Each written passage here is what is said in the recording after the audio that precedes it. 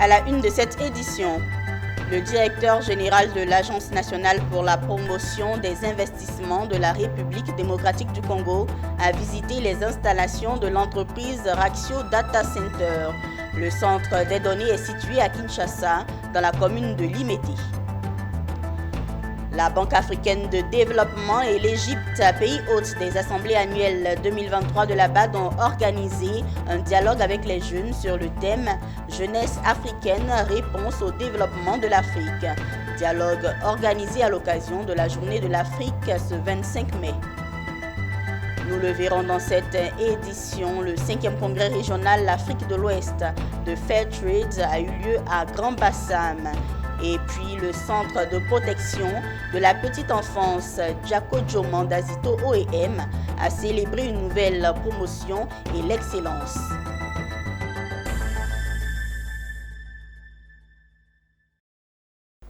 Bienvenue à tous pour cette nouvelle édition sur Business 24 Africa. Les Congolais verront une nette amélioration dans le fonctionnement de plusieurs services grâce à l'installation de l'entreprise Raxio Data Center. Raxio Data Center est un centre de données de très grande capacité situé à Kinshasa, dans la commune de Limete. Dans son rôle de promouvoir les investissements, mais aussi de les accompagner, le directeur général de l'Agence nationale pour la promotion des investissements de la République démocratique du Congo a visité les installations de l'entreprise. Le reportage de nos correspondants en République démocratique du Congo.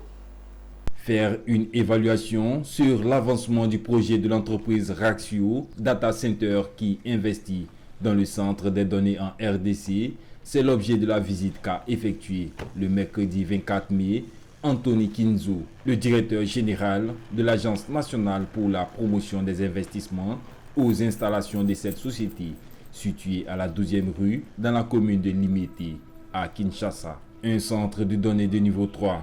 Raxio est une infrastructure de base qui va impacter les différents aspects du quotidien des Congolais en rendant plus fluides les services tels que les télécommunications, les services financiers dont les banques ou les clients ne connaîtront plus de longues files et des heures d'attente dues au déficit de connexion.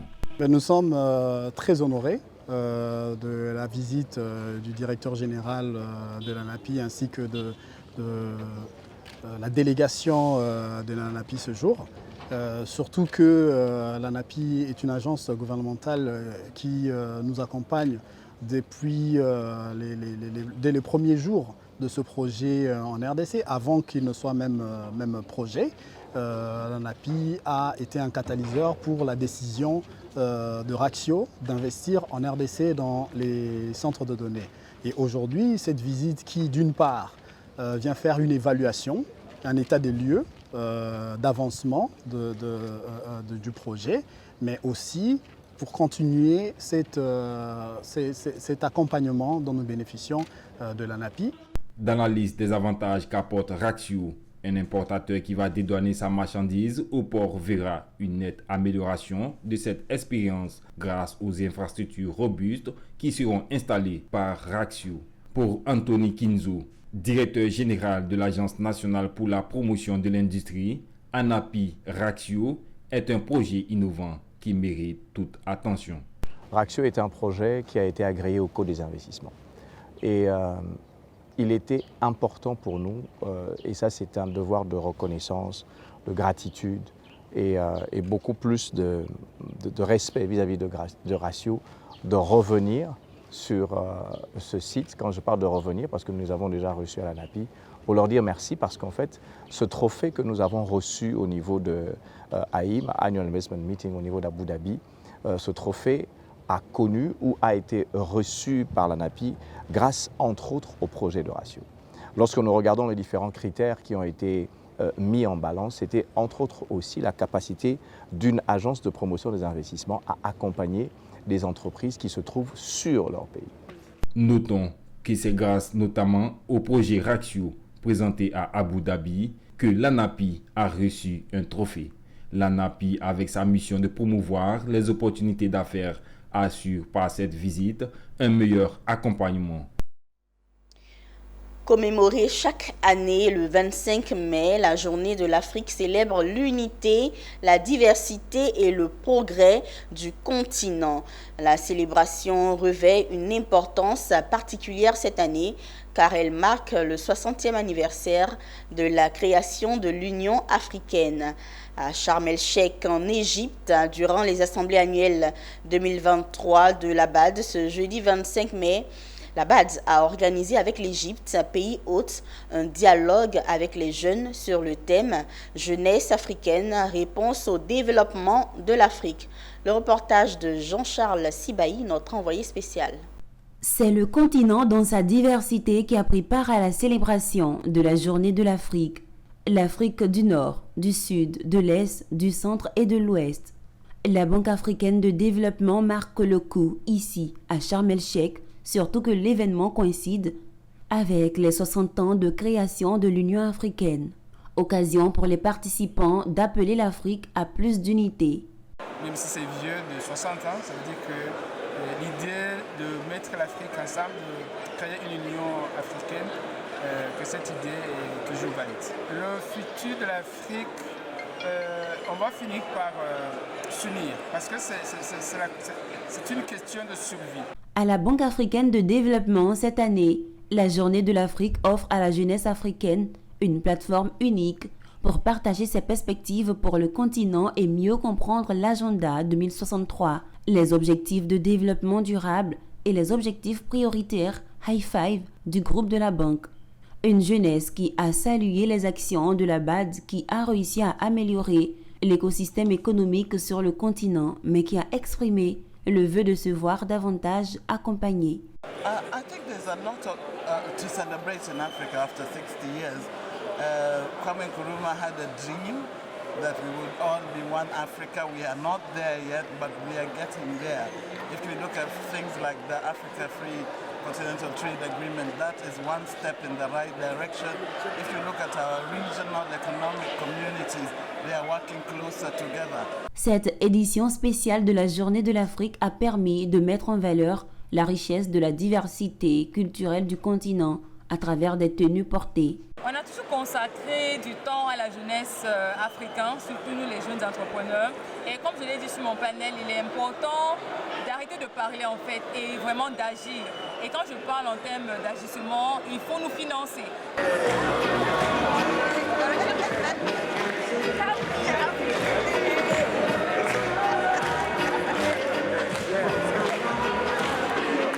La musique et la danse étaient également au rendez-vous.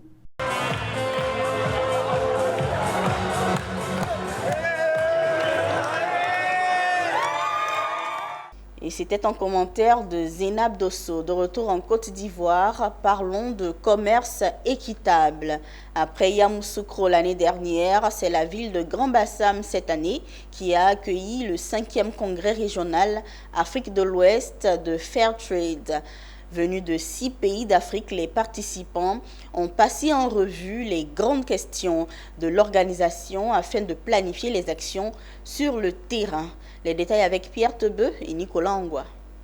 Plusieurs délégations venues du Cameroun, de Sierra Leone, du Burkina Faso, du Togo, du Ghana et de la Côte d'Ivoire sont venues prendre part à ce 5e congrès de Fairtrade Africa, Afrique de l'Ouest. Le champion du commerce équitable en Afrique a réuni ses membres pour la tenue de son congrès annuel 2023 à Bassam, à Abidjan en Côte d'Ivoire. Accès au marché, coûts de production, plaidoyer, production durable, transformation et surtout le financement étaient au menu des débats. Des objectifs soutenus par le commerce équitable. Thank you so much. The objectives of our 5th Congress is to just provide a platform to our Congress persons to go through Il s'agit d'une plateforme que nous avons mise en place pour permettre aux organisations de producteurs ainsi qu'aux travailleurs de pouvoir avoir une plateforme transparente d'expression, d'élection de leurs représentants au niveau du conseil d'administration de Fairtrade Africa. Également, c'est une plateforme qui nous permet à nous-mêmes de discuter sur des sujets qui pourraient nous permettre d'améliorer notre organisation en termes de structure et en termes de gouvernance. Autre temps fort de la rencontre de Bassam était le renouvellement de 9 délégués à l'Assemblée générale de Fairtrade Afrique de l'Ouest et 4 autres au conseil d'administration. Le 5e congrès régional de Fairtrade Africa à Bassam, le mercredi 24 mai 2023, a tenu toutes ses promesses et les participants, membres des groupements, coopératives, fédérations et autres délégués s'en réjouissent. Oui, effectivement, ça va nous entendre parce que déjà, il faut dire que des gens qui sont venus de la Sierra Leone, qui sont venus du Ghana, du Cameroun, du Togo, du Bénin, c'est que vraiment, on dit même du Kenya, c'est que vraiment on atteint notre objectif parce que c'est vraiment en ensemble, on en prend des décisions. La plus grande satisfaction, c'est la question du marché, le partage équitable du marché Fairtrade, qui devient de plus en plus critique pour nous les producteurs, parce que ce marché se fait de plus en plus rare, et alors que quand on regarde sur le marché mondial, la consommation Fairtrade grandit, mais malheureusement, nous les producteurs, nous ne bénéficions pas de cela. Fairtrade est un mouvement mondial qui s'attaque aux injustices du commerce en aidant les exploitants agricoles et les travailleurs d'accéder à des conditions commerciales plus équitables. En Côte d'Ivoire, la production de la pêche marine est passée de 69 769 tonnes en 2003 à 42 738 tonnes en 2020, soit une baisse de 38,75%. Pour remédier à cette situation, le ministère des Ressources animales et halieutiques a pris l'initiative d'instaurer un repos biologique annuel dans les eaux marines de Côte d'Ivoire. Suivons le compte rendu d'Anja Sémian et de Marius Seri. Le littoral ivoirien de 500 km et la zone économique de 220 000 km² seront interdits de pratique de pêche et feront l'objet de contrôles et de surveillance. Le ministre des Ressources animales et halieutiques a annoncé officiellement la fermeture saisonnière des pêches durant une période donnée. Notre département ministériel a pris l'initiative d'instaurer un repos biologique annuel dans les eaux marines de Côte d'Ivoire, dont la communication en Conseil des ministres a été adoptée le 19 avril 2023 par le gouvernement. La mesure de fermeture des pêches marines de Côte d'Ivoire, en plus des avis scientifiques, intègre des recommandations du Comité international pour la conservation des thonidés de l'Atlantique, c'est-à-dire de l'ICCAT. Cette mesure vise la préservation et la reconstruction des stocks de poissons, l'augmentation des captures, l'exploitation durable des ressources, l'amélioration des revenus des acteurs de la chaîne de valeur et la préservation des emplois. La première phase débutera du 1er juillet au 31 juillet 2023. Elle est appliquée aux unités de pêche artisanales et aux unités semi-industrielles. La deuxième phase, elle s'étendra du 1er juillet au 31 août. Elle est appliquée aux unités semi-industrielles et industrielles. Et la dernière phase, du 1er janvier au 13 mars 2024, pour les navires tonniers dont la majorité est d'origine étrangère.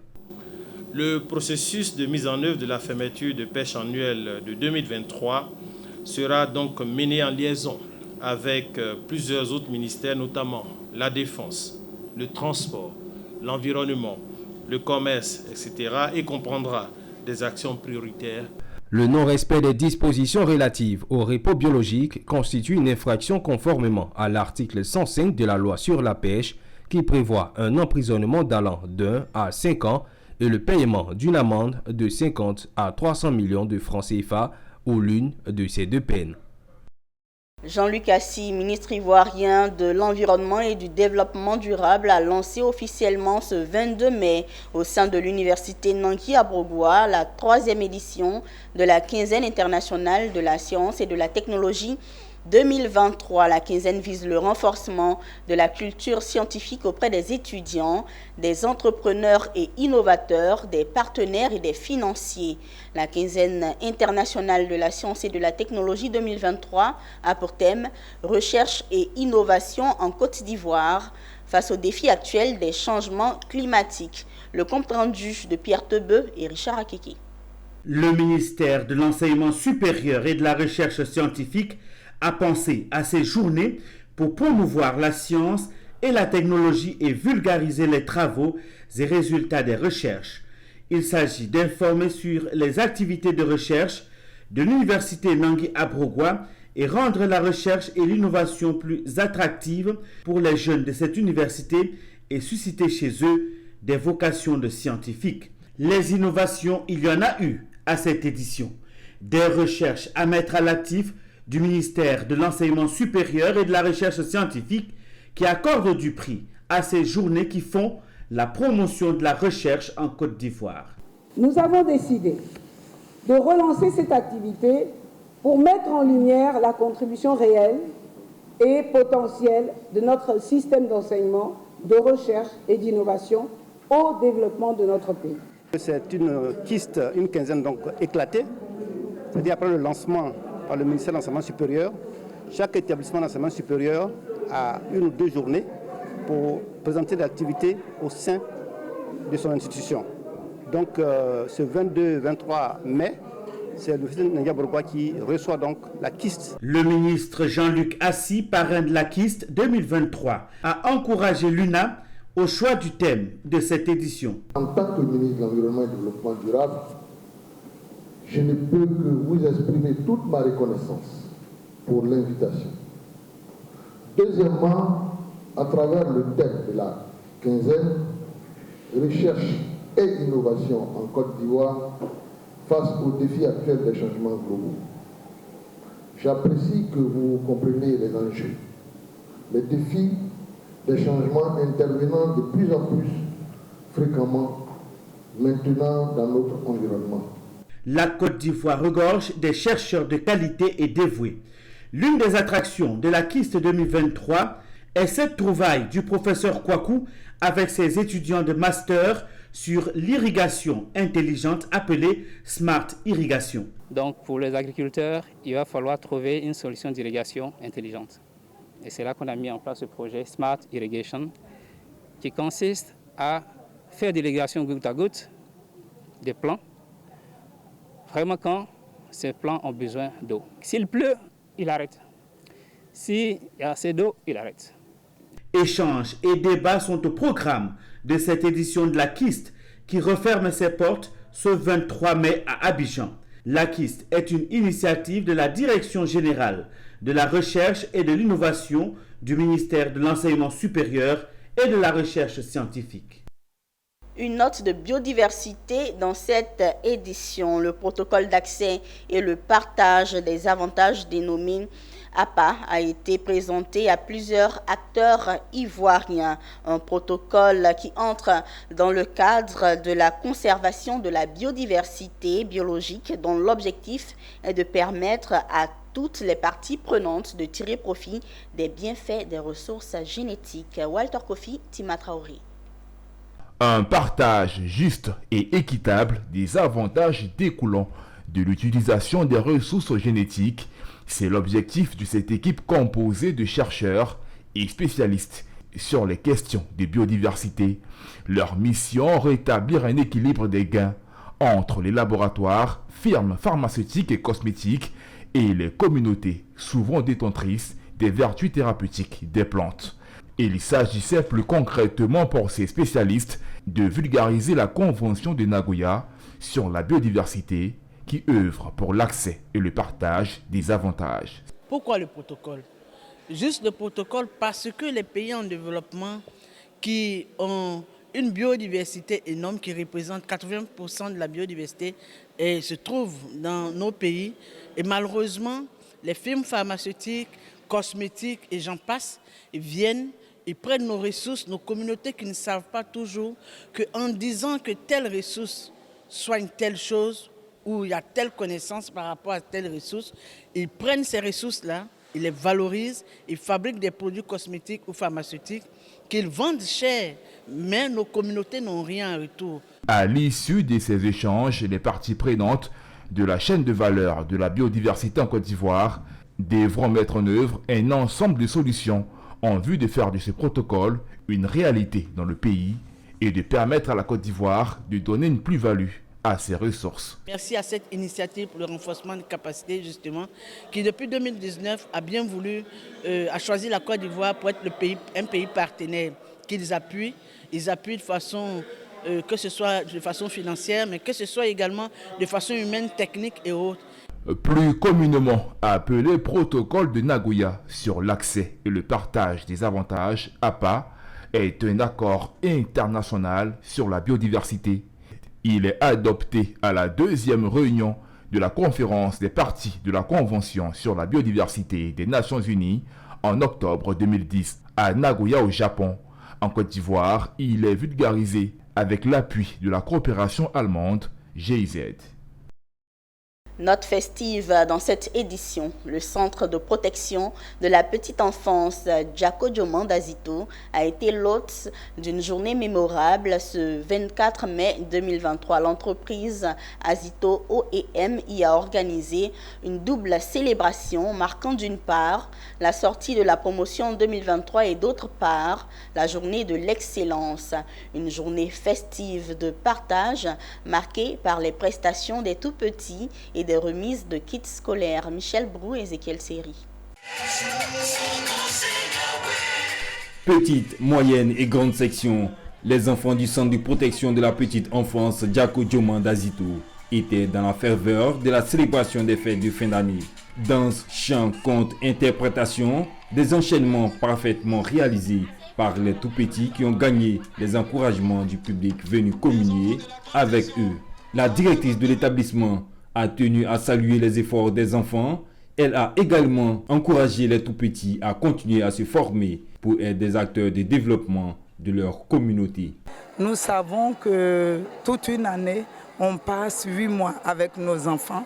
Et jusqu'au mois de mai, il faut savoir dire au revoir aux enfants, surtout pour ceux qui vont pour la classe de CP1 et donner l'envie à ceux des classes intermédiaires de revenir l'année suivante. Donc nous marquons un peu la fin de nos activités. Une journée symbolique pour le parrain de la promotion sortante et l'entreprise Azito OEM à cette initiative qui met un point d'honneur à l'excellence. Il faut dire que les enfants sortent ici comblés, remplis d'une très bonne éducation pour en fait leur avenir. Alors je puis aussi dire que le message fort que nous pouvons donner à ces enfants, c'est d'être excellents dans tout ce qu'ils font, c'est d'être très regardants dans tout ce qu'ils font parce que l'avenir est en train de les regarder, l'avenir les attend. Chez nous, à la centrale, vous savez, quand on travaille dans un environnement comme le nôtre, on ne peut être excellent, très dynamique, très fort, très performant, pour pouvoir réussir donc, la mission qui nous est assignée. C'est pour cela que nous faisons donc de l'excellence notre dada. Avec un taux de réussite de 100% au titre de l'année 2023, le CPPE Djako Diomanda Azito a enregistré 160 élèves sortant des grandes et moyennes sections. Les enfants ont reçu des parchemins, des kits scolaires et procédé à la passation du flambeau aux cadets. Les participants sont repartis avec des souvenirs heureux et la satisfaction d'avoir partagé un bon moment. Rendons-nous dans le département de Bois-Flé avant de refermer cette édition. Le ministre des Mines, du Pétrole et de l'Énergie de Côte d'Ivoire, Mamadou Sangafoa Koulibaly, a procédé vendredi 19 mai 2023 à l'inauguration de la mine d'or de Yaouré de la société Perseus. Cette mine d'or va générer un chiffre d'affaires cumulé estimé à 939,4 milliards de francs CFA et sa contribution attendue au Fonds de développement local minier s'élève à 45 milliards de francs CFA. Retrouvons notre correspondant Charles Kwakou. Cette mine d'or de Yaouré est détenue par la société Perseus Mining, une société australienne qui dispose de 3 mines d'or dans la zone ouest africaine, une au Ghana et 2 en Côte d'Ivoire. La mine d'or de Yaouré à Bois-Flé, qui en fait partie, inaugurée le vendredi 19 mai dernier, constitue l'un des fleurons de l'industrie minière en Côte d'Ivoire en raison non seulement de sa capacité de production, mais également de ses réserves souterraines. Lors de cette cérémonie, Le député de Boisflé sous-préfecture, Abikofi Richmond, porte-parole des populations, a fait un plaidoyer pour le dédommagement des terres, le traitement particulier des populations impactées à travers le comité de développement local minier. Le dynamitage, monsieur le ministre, provoque des fissures dans les murs de nos parents d'Angovia et d'Alaou particulièrement, et avec la densité insupportable de poussière sur la santé de ces populations. Quelque chose doit être fait de façon urgente, monsieur le ministre. Le président directeur général de Perseus Mining a exprimé sa gratitude au chef de l'État et à son gouvernement pour leur contribution à la réalisation de son projet aurifère de Yaouré et à la population pour avoir accepté de l'accueillir sur leur terre. Le ministre Sangafoa a exhorté la société Perseus Mining Yaouré à tenir ses engagements vis-à-vis de la Côte d'Ivoire, des populations impactées par l'exploitation d'or et de ses employés. Je suis personnellement convaincu que le meilleur est à venir pour l'industrie minière dans notre pays. Je voudrais encourager la société Perseus Mining à tenir ses engagements. À tenir ses engagements vis-à-vis de la Côte d'Ivoire. À tenir ses engagements vis-à-vis des populations impactées. Et je n'ai pas de doute qu'il en sera ainsi.